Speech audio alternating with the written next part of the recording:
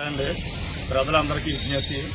ఇవాళ ఎండాకాలంలో ఉంది, వానాకాలం కానీ ఇది ఇవాళ ఎండాకాలంలో నడుస్తుంది. కానీ ప్రతి ఒక్కరు కూడా ఆరోగ్యం మీద మంచి శ్రద్ధ పెట్టాలి. ఎందు గురించి అంటే ఇవాళ ఉన్న పరిస్థితుల్లో ఇమ్యూనిటీ పవర్ మనుషుల్లో తగ్గిపోయింది బాగా. దానివల్ల తగ్గడం వల్ల మనం బయట తిల్లు ఫాస్ట్ ఫుడ్ సెంటర్లో మాత్రం తినకండి.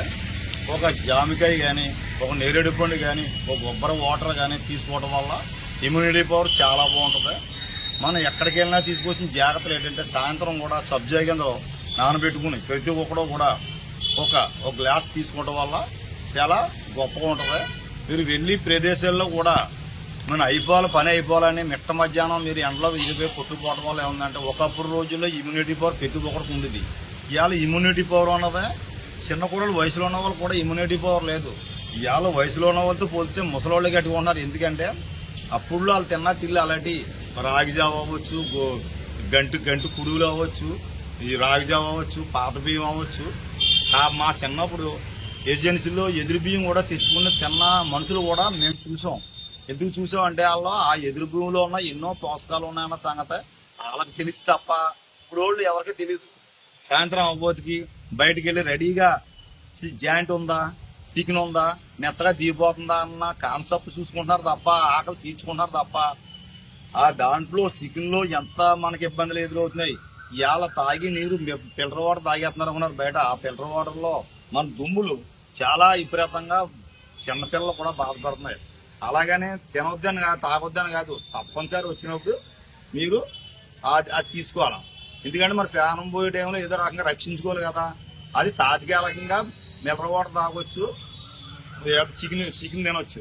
కాకపోతే అదే మన జీవిత స్టైల్గా మార్చుకోవడం అనేది చాలా పొరపాటు. ఇవాళ అలా చేయడం వల్ల మీ ఆరోగ్యం చాలా వెనక పడిపోతుంది. ఎందుకు పడిపోతుంది?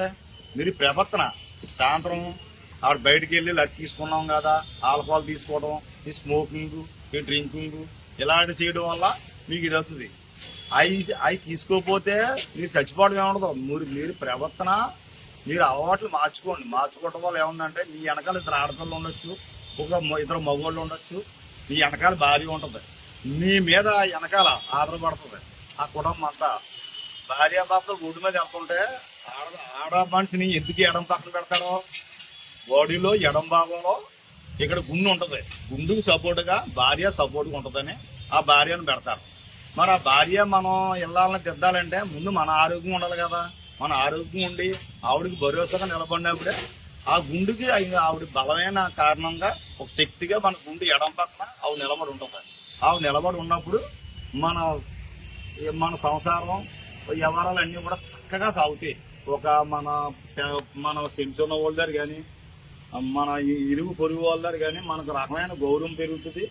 వాళ్ళకేట్రా హ్యాపీగా ఉన్నారో, ఉన్నంతలో చక్క పెట్టుకుంటారో, వాళ్ళకి ఏ ఇబ్బంది లేకుండా పోతారో, భర్తకు భార్య తోడుగా ఉండి కాలానికి ఎదురు నిలబడి ఉంటారో వాళ్ళని ఎవరు కూడా ఏం చేయలేక ఆ దేవుడు తప్ప ఎవరు వాళ్ళని పప్పుగా అంటాను కూడా సరిపోరు. దేవుడు కూడా పప్పు అంటారు. ఎందుకంటే వాళ్ళు చేసే పనులు ప్రతి పనులు కూడా ఒక నిజాయితీ అన్నది స్పష్టంగా కాపాడుతుంది. అందరూ ఆరోగ్యము బాగోవాలనుకుంటారో, అందులో మనం ఉండాలనుకుంటారో అది చాలా గొప్ప కాన్సెప్ట్ అని వాళ్ళు ప్రతి ఒక్కరు కూడా అందరినీ కూడా మంచిగా ఆలోచించారు. ఈ పిఠాపురంగా ఛానల్ మీరు షేర్ చేయండి, సబ్స్క్రైబ్ చేయండి. మీకు ఇంకా టీచర్లో చాలా అద్భుతమైన వీడియోలు ఇవ్వడం మా బాధ్యత. మీరు చూడొచ్చు, మీ బాధ్యత.